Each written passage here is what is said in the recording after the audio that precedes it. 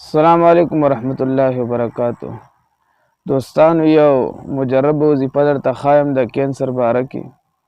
د کینسر دپاره مجرب وظیفه دا ده چې چاته کینسر لګېدلی وي نو هغه دې آسان کار دی که سبق ویلی وي ډیره بهتره ده او ډیره اعلی ده. دې به داسې چل وکړي چې قرآن 9 منزله دی او یو منزل به په ورځ کې یو ځل وایي نو انشاءالله چې ورځو کې د 9 منزله پوره کړي اوبه به پې دم کړي او دا اوبه به تر 140 ورځو پورې دې څښي.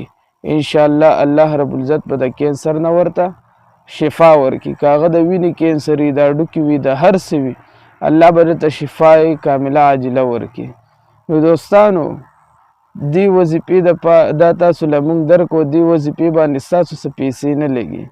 که مریض ویلی وي قرآن مجید هغه دې دا شروع کړي او که هغه قرآن مجید نه ویلی بل څوک دې ورله شروع کړي یا دې ورله عامل شروع کړي، بهتره دا ده. نو اوس خبره دا شوه چې زموږ دا چینل تاسو سبسکرایب کړئ. په د یوټیوب کې په لکو په زرګو خلک دي چې زموږ چینل تاسو سبسکرایب کړئ. دا د خیر خبرې به دې ته وررسي. جزاکم الله خیرا.